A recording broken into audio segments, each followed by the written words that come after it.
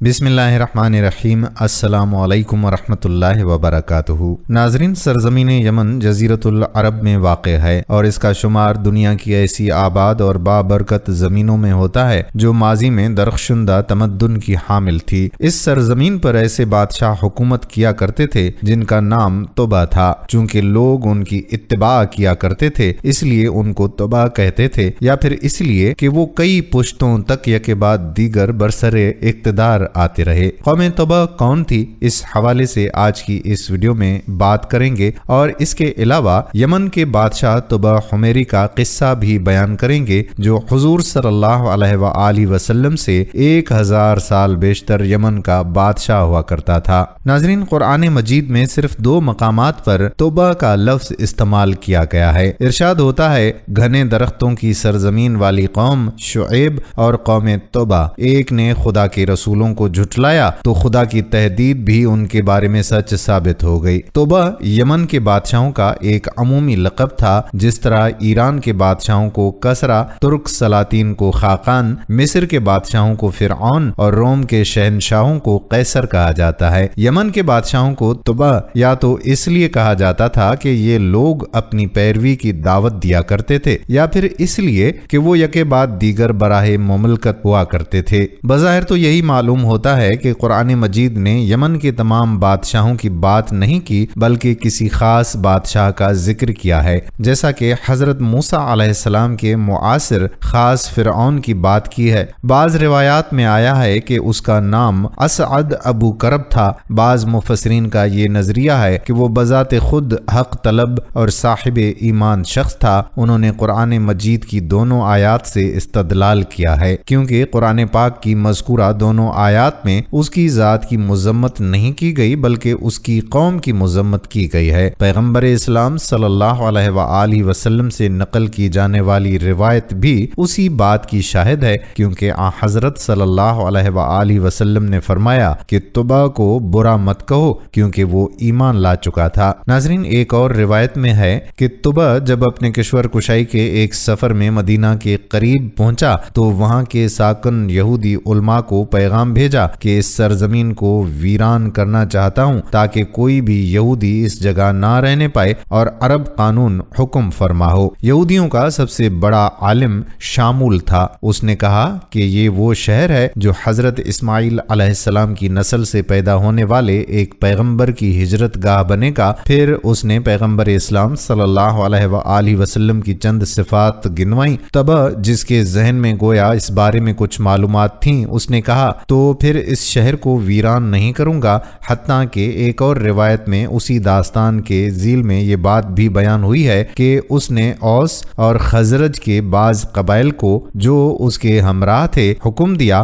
کہ وہ اسی شہر میں رہ جائیں اور پیغمبر اسلام صلی اللہ علیہ وآلہ وسلم موعود ظہور کریں تو وہ ان کی امداد کریں، اور اپنی اولاد کو بھی وہ اسی بات کی وصیت کرتا رہا، حتیٰ کہ اس نے ایک خط بھی تحریر کر کے اس کے سپرد کر دیا جس میں آپ صلی اللہ علیہ وآلہ وسلم پر ایمان لانے کا اظہار کیا گیا تھا۔ ناظرین، طبع یمن کے عالمگیر بادشاہوں میں سے ایک تھا کہ جس نے ہندوستان تک فوج کشی کی اور اس علاقے کی تمام حکومتوں کو اپنی زیر نگرانی کر لیا۔ اپنی فوج کشی کی ایک مہم کے دوران میں وہ مکہ معظمہ پہنچا اور اس نے خانہ کعبہ کے منہدم کرنے کا ارادہ کر لیا، لیکن وہ ایک ایسی بیماری میں مبتلا ہو گیا کہ طبیب اس کے معالجے سے عاجز آ گئے۔ اس کے ہم رکابوں میں کچھ اہل علم بھی موجود تھے، جس کا سرپرست شامول نامی ایک حکیم تھا۔ اس نے کہا کہ آپ کی بیماری کا اصل سبب خانہ کعبہ کے بارے میں بری نیت ہے۔ طبع اپنے مقصد سے باز آ گیا اور نظر مانی کہ وہ خانہ کعبہ کا احترام کرے گا اور صحت یاب ہونے کے بعد خانہ کعبہ پر یمانی چادر کا غلاف چڑھائے گا۔ دوسری تاریخوں میں بھی خانہ کعبہ پر غلاف چڑھانے کی داستان منقول ہے جو تواتر کی حد تک پہنچی ہوئی ہے۔ یہ فوج کشی اور کعبہ پر غلاف چڑھانے کا مسئلہ 5 عیسوی میں وقوع پذیر ہوا۔ اب بھی شہر مکہ میں ایک جگہ موجود ہے جس کا نام دارالطبابیہ ہے۔ بہرحال یمن کے بادشاہوں یعنی طبابیہ یمن کی داستان کا ایک بہت بڑا حصہ تاریخی لحاظ سے ابہام سے خالی نہیں ہے، کیونکہ ان کی تعداد اور ان کی حکومت کے عرصے کے بارے میں زیادہ معلومات مہیا نہیں ہیں۔ اس بارے میں بعض متضاد روایتیں بھی ملتی ہیں، جو کچھ اسلامی روایات میں ہے وہ تفسیری مواد ہو یا تاریخی اور حدیثی، صرف بادشاہ کے بارے میں ہے جس کا قرآن میں 2 مرتبہ ذکر ہوا۔ یہاں مشرکین کا انکار قیامت اور اس کی دلیل بیان فرما کر اللہ تعالیٰ اس کی تردید کرتا ہے۔ ان کا خیال تھا کہ قیامت آنی نہیں، مرنے کے بعد جینا نہیں، حشر و نشر سب غلط ہے۔ دلیل یہ پیش کرتے تھے کہ ہمارے باپ دادا مر گئے، وہ کیوں دوبارہ جی کر نہیں آئے؟ خیال کیجئے کہ یہ کس قدر بودی اور بےہودہ دلیل ہے۔ دوبارہ اٹھ کھڑا ہونا، مرنے کے بعد جینا قیامت کو ہوگا، نہ کہ دنیا میں پھر لوٹ کر آئیں گے۔ اس دن یہ ظالم جہنم کا ایندھن بنیں گے اور اس وقت یہ امت اگلی امتوں پر گواہی دے گی اور ان پر ان کے نبی صلی اللہ علیہ وآلہ وسلم گواہی دیں گے۔ پھر اللہ تعالیٰ انہیں ڈرا رہا ہے کہ کہیں ایسا نہ ہو کہ ہمارے جو عذاب اسی جرم پر اگلی قوموں پر آئے وہ تم پر بھی آ جائیں اور ان کی طرح بے نام اور نشان کر دیے جاؤ۔ ان کے واقعات سورۃ سبا میں گزر چکے ہیں۔ وہ لوگ بھی قحطان کے عرب تھے جیسے یہ عدنان کے عرب ہیں۔ حمیر جو سبا کے تھے وہ اپنے بادشاہ کو طبع کہتے تھے، جیسے فارس کے بادشاہ کو کسرا اور روم کے ہر بادشاہ کو قیصر اور مصر کے ہر بادشاہ کو فرعون اور حبشہ کے ہر بادشاہ کو نجاشی کہا جاتا ہے۔ ان میں سے ایک طبع یمن سے نکلا اور زمین پھرتا رہا، سمرقند پہنچ گیا، ہر جگہ کے بادشاہوں کو شکست دیتا رہا اور اپنا بہت بڑا ملک کر لیا۔ زبردست لشکر اور بے شمار رعایا اس کے ماتحت تھی۔ اس نے حمیرہ نامی بستی بسائی۔ یہ اپنے زمانے میں مدینہ میں بھی آیا تھا اور یہاں کے باشندوں سے بھی لڑا، لیکن اسے لوگوں نے اس سے روکا۔ خود اہل مدینہ کا بھی اس سے یہ سلوک رہا کہ دن کو تو لڑتے تھے اور رات کو ان کی مہمانداری کرتے تھے۔ آخر اس کو بھی لحاظ آ گیا اور لڑائی بند کر دی۔ اس کے ساتھ یہاں کے 2 یہودی عالم ہو گئے تھے جو موسیٰ علیہ السلام کے سچے دین کے عالم تھے۔ وہ اسے ہر وقت بھلائی اور برائی سمجھاتے رہتے تھے۔ انہوں نے کہا کہ آپ مدینے کو تاراج نہیں کر سکتے کیونکہ یہ آخری زمانے کے پیغمبر صلی اللہ علیہ وآلہ وسلم کے ہجرت کی جگہ ہے۔ پس یہاں سے لوٹ گیا اور ان دونوں عالموں کو اپنے ساتھ لیتا چلا۔ جب یہ مکے پہنچا تو اس نے بیت اللہ کو گرانا چاہا، لیکن ان دونوں عالموں نے اسے روکا اور اس پاک گھر کی عظمت و حرمت بیان کی اور کہا کہ اس کے بانی خلیل اللہ ابراہیم علیہ السلام ہے اور اس نبی آخر الزماں صلی اللہ علیہ وآلہ وسلم کے ہاتھوں پھر اس کی اصلی عظمت آشکار ہو جائے گی۔ چنانچہ یہ اپنے ارادے سے باز آیا، بلکہ بیت اللہ کی بڑی تعظیم اور تکریم کی، طواف کیا،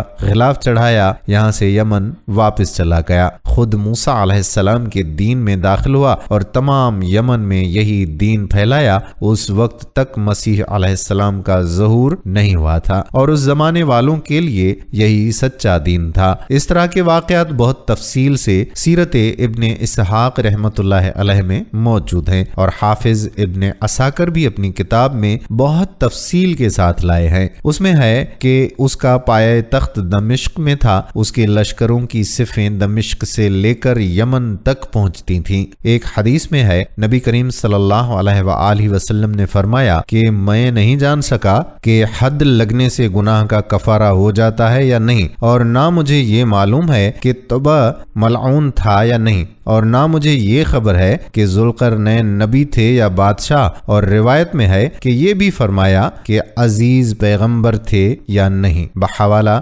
سنن ابو داؤد 4674۔ دار قطنی رحمت اللہ علیہ فرماتے ہیں کہ اس حدیث کی روایت صرف عبد الرزاق سے ہی ہے اور سند سے مروی ہے کہ عزیز کا نبی ہونا مجھے معلوم نہیں، نہ میں یہ جانتا ہوں کہ طبع پر لعنت کروں یا نہیں۔ بحوالہ تاریخ دمشق۔ اسے وارد کرنے کے بعد حافظ ابن عساکر رحمت اللہ علیہ نے روایت درج کی ہے کہ جن میں طبع کو گالی دینے اور لعنت کرنے سے ممانعت آئی ہے، جیسا کہ ہم بھی وارد کریں گے انشاءاللہ۔ معلوم ایسے ہوتا ہے کہ یہ پہلے کافر تھے، پھر مسلمان ہو گئے، یعنی موسیٰ کلیم اللہ علیہ السلام کے دین میں داخل ہوئے اور اس زمانے کے علماء کے ہاتھ پر ایمان قبول کیا۔ بعثت مسیح علیہ السلام سے پہلے کا یہ واقعہ ہے۔ جرہم کے زمانے زمانے میں بیت اللہ کا حج بھی کیا، غلاف بھی چڑھایا اور بڑی تعظیم اور تکریم کی، 6000 اونٹ نام اللہ قربان کیے، اور بھی بہت بڑا طویل واقعہ ہے جو سیدنا ابی بن کعب رضی اللہ تعالی عنہ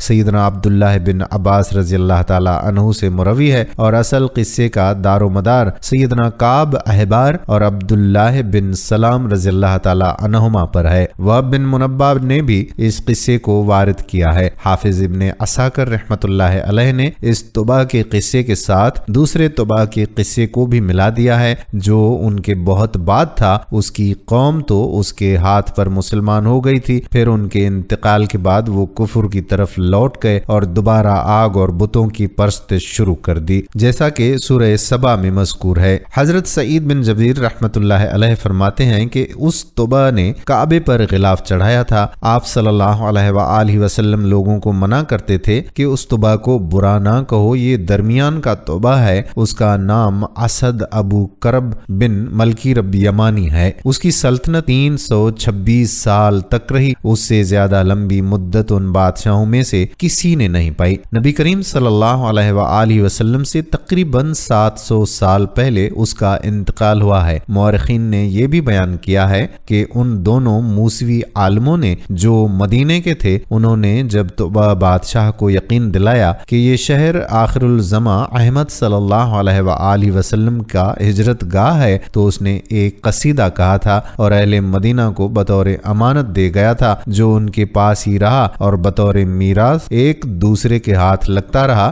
اور اس کی روایت سند کے ساتھ برابر چلتی آ رہی، یہاں تک کہ نبی کریم صلی اللہ علیہ وآلہ وسلم کی ہجرت کے وقت اس کے حافظ ابو ایوب خالد بن زید رضی اللہ تعالی عنہ تھے، اور اتفاق سے بلکہ بحکم اللہ نبی کریم صلی اللہ علیہ وآلہ وسلم کا نزول جلال بھی یہی ہوا تھا۔ اس قصیدے کے یہ اشعار ملاختہ ہوں جن کا ترجمہ ہے، یعنی میرے تہہ دل سے گواہی ہے کہ احمد مجتبی صلی اللہ علیہ وآلہ وسلم اس اللہ کے سچے رسول ہیں جو تمام جانداروں کا پیدا کرنے والا ہے۔ اگر میں اس کے زمانے تک زندہ رہا تو قسم اللہ کی آپ صلی اللہ علیہ وآلہ وسلم کا ساتھی اور آپ صلی اللہ علیہ وآلہ وسلم کا معاون بن کر رہوں گا، اور آپ صلی اللہ علیہ وآلہ وسلم کے دشمنوں سے تلوار کے ساتھ جہاد کروں گا، اور کسی کھٹکے اور غم کو آپ کے پاس تک بھٹکنے نہ دوں گا۔ ابن ابی الدنیا میں ہے کہ دور اسلام میں صفا شہر میں اتفاق سے قبر کھد گئی تو دیکھا کہ 2 عورتیں مدفون ہیں جن کے جسم بالکل سالم ہے، اور سرہانے پر چاندی کی ایک تختی لگی ہوئی ہے جس میں سونے کے حروف سے یہ لکھا ہوا ہے کہ یہ قبر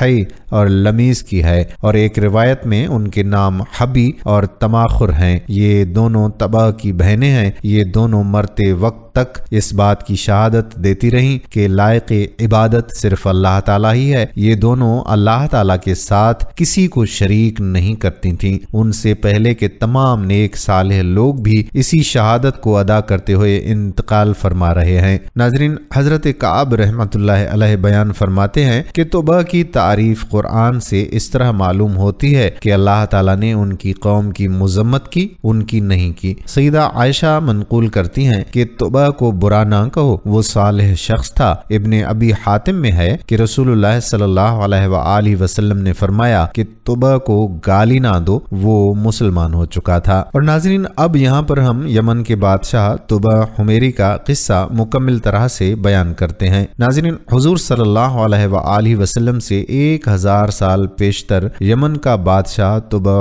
حمیری تھا۔ ایک مرتبہ وہ اپنی سلطنت کے دورے کو نکلا۔ 12,000 عالم اور حکیم اور 1,35,000 سوار اور 1,13,000 پیادہ اپنے ہمراہ لیے ہوئے اس شان و شوکت سے نکلا کہ جہاں بھی پہنچتا تھا اس کی شان و شوکت شاہی دیکھ کر مخلوق خدا چاروں طرف نظارے کو جمع ہو جاتی تھی۔ یہ بادشاہ جب دورہ کرتا ہوا مکہ معظمہ پہنچا تو اہل مکہ سے کوئی اسے دیکھنے تک نہیں آیا۔ بادشاہ حیران ہوا اور اپنے وزیر سے اس کی وجہ پوچھی تو اس نے بتایا کہ اس شہر میں ایک گھر ہے جسے بیت اللہ کہتے ہیں۔ اس کی اور اس کے خادموں کی جو یہاں کے باشندے ہیں تمام لوگ بے حد تعظیم کرتے ہیں، اور جتنا آپ کا لشکر ہے اس سے کہیں زیادہ دور اور نزدیک کے لوگ اس گھر کی زیارت کو آتے ہیں اور یہاں کے باشندوں کی خدمت کر کے چلے جاتے ہیں، پھر آپ کا لشکر ان کے خیال میں ہی کیوں آئے گا؟ یہ بات سن کر بادشاہ کو غصہ آیا اور قسم کھا کر کہنے لگا کہ میں اس گھر کو کھدوا دوں گا اور یہاں کے باشندوں کو قتل کروا دوں گا۔ یہ کہنا تھا کہ بادشاہ کے ناک، منہ اور آنکھوں سے خون بہنا شروع ہو گیا اور ایسا بدبودار مادہ بہنے لگا کہ اس کے پاس بیٹھنے کی بھی طاقت نہ رہی، اور اس مرض کا علاج کیا گیا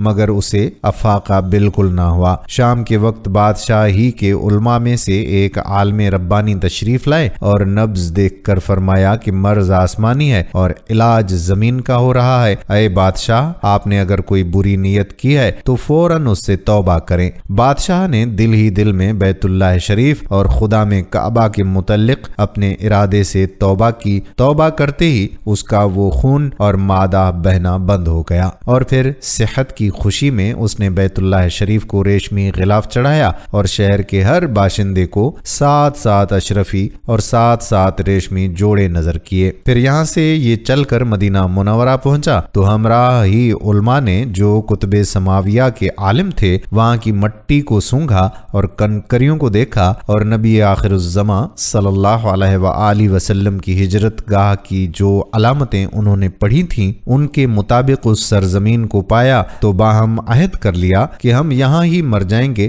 مگر اس سرزمین کو نہ چھوڑیں گے۔ اگر ہماری قسمت نے یاوری کی تو کبھی نہ کبھی جب نبی آخر الزماں صلی اللہ علیہ وآلہ وسلم تشریف لائیں گے تو ہمیں بھی زیارت کا شرف حاصل ہو جائے گا، ورنہ ہماری قبروں پر تو ضرور کبھی نہ کبھی ان کی جوتیوں کی مقدس خاک اڑ کر پڑ جائے گی جو ہماری نجات کے لیے کافی ہے۔ یہ سن کر بادشاہ نے ان عالموں کے واسطے 400 مکان بنوائے اور اس بڑے عالم ربانی کے مکان کے پاس حضور صلی اللہ علیہ وآلہ وسلم کی خاطر ایک 2 منزلہ عمدہ مکان تعمیر کروایا اور وصیت کر دی کہ جب آپ صلی اللہ علیہ وآلہ وسلم تشریف لائیں تو یہ مکان آپ کی آرام گاہ ہو، اور ان 400 علماء کی کافی مالی امداد بھی کی اور کہا کہ تم ہمیشہ یہیں رہو، اور پھر اس بڑے عالم ربانی کو ایک خط لکھ دیا اور کہا کہ یہ میرا خط اس نبی آخر الزماں صلی اللہ علیہ وآلہ وسلم کی خدمت اقدس میں پیش کر دینا، اور اگر زندگی بھر تمہیں حضور صلی اللہ علیہ وآلہ وسلم کی زیارت کا موقع نہ ملے تو اپنی اولاد کو وصیت کر دینا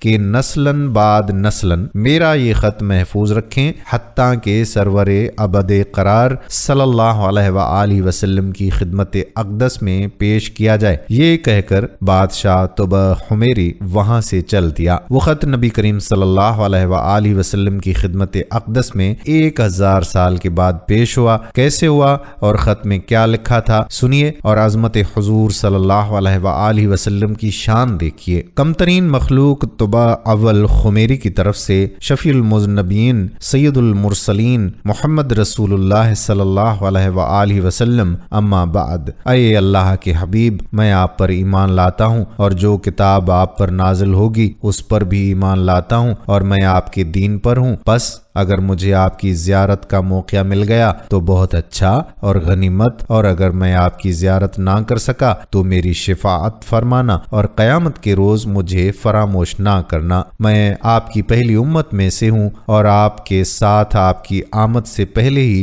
بیعت کرتا ہوں۔ میں گواہی دیتا ہوں کہ اللہ ایک ہے اور آپ اس کے سچے رسول ہیں۔ شاہ یمن کا خط نسلاً بعد نسلاً ان 400 علماء کے اندر حرز جان کی حیثیت سے محفوظ چلا آیا، یہاں تک کہ 1000 سال کا عرصہ گزر گیا۔ ان علماء کی اولاد اس کثرت سے بڑھی کہ مدینہ کی آبادی میں کئی گنا اضافہ ہو گیا، اور یہ خط دست بدست مع وصیت کے اس بڑے عالم ربانی کی اولاد میں سے حضرت ابو ایوب انصاری رضی اللہ تعالی عنہ کے پاس پہنچا، اور آپ نے وہ خط اپنے غلام خاص ابو لیلہ کی تحویل میں رکھا، اور جب حضور صلی اللہ علیہ आलि वसल्लम ने मदीना हिजरत फरमाई और मदीना की अलविदाई घाटी मसनियात की घाटियों से आपकी ऊँटनी नमूदार हुई और मदीना के खुश नसीब लोग महबूब खुदा का इस्तकबाल करने को जोक दर जोक आ रहे थे। कोई अपने मकान को सजा रहा था तो कोई गलियों और सड़कों को साफ कर रहा था, कोई दावत का इंतजाम कर रहा था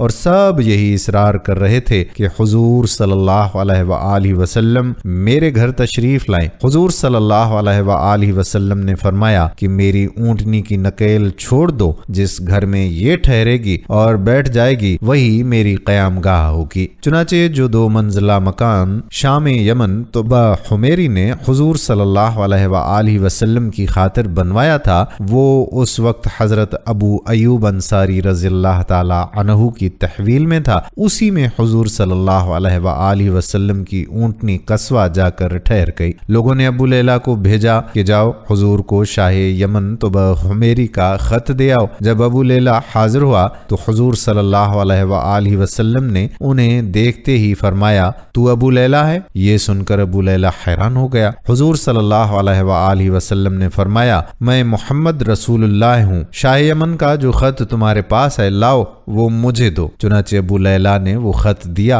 हुजूर सल्लल्लाहु अलैहि वसल्लम ने पढ़कर फरमाया, सालेह भाई तुबा को आफरीन और शाबाश है। सुबहान अल्लाह, मैं सदके जाऊं या रसूलुल्लाह सल्लल्लाहु अलैहि वसल्लम। बहवाला मीज़ानुल अदियान, किताबुल मुस्तज़रिफ, हुज्जतुल्लाह अलल आलमीन, तारीख इब्न असाकर। तो दोस्तों ये थी तारीख कौम तुबा की और तुबा हुमेरी बादशाह की कि जिसने हुजूर सल्लल्लाहु अलैहि वसल्लम से 1000 साल पहले आप सल्लल्लाहु अलैहि वसल्लम के नाम पर खत छोड़ा। उम्मीद करते हैं कि हमारी आज की ये वीडियो भी आपको जरूर पसंद आई होगी। क़ससुल अंबिया का ये सिलसिला जारी है और इसी सिलसिले को आगे बढ़ाएंगे अगली वीडियो में। इस वीडियो को शेयर जरूर कीजिए। आने वाली वीडियो तक अपने मेजबान कादिर बख्श कल्होड़ो को इजाजत दीजिए। अल्लाह हाफ़िज़।